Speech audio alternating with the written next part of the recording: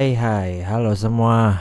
Kita balik belajar lagi di IUS X Animo. Kali ini belajar hukum pidana internasional dan lanjutan dari yang sesi pertama. Kalau sesi pertama kita bahas gambaran umum, capaian dan sebagainya pada tahap itu, yang sekarang adalah review tahap itu plus tentang pengertian hukum pidana internasional. Langsung kita lanjutkan ke slide berikutnya. Gambaran umumnya sebenarnya sudah dijelaskan di sesi pertama, tapi kita jelaskan ulang di sini. Apa sih hukum pidana internasional? Hukum pidana internasional itu gabungan antara hukum pidana nasional plus hukum internasional. Kemudian berurusan dengan pertanggungjawaban individu, ya seperti hukum pidana nasional kita.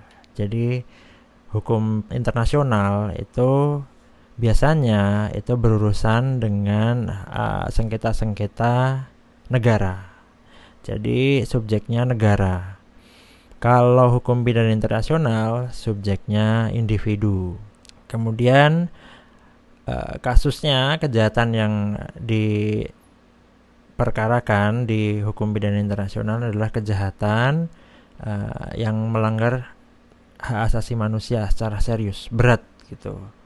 Dan itu sudah ditentukan, nanti ada ketentuannya di Statuta Roma.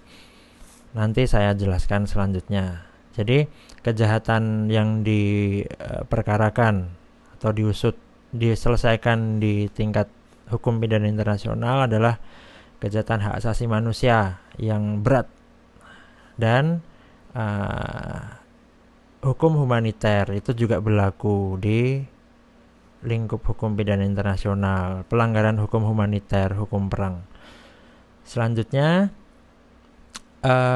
kejahatannya itu tidak semua kejahatan lantas dikategorikan sebagai kejahatan internasional. Ada cara mengkategorikannya.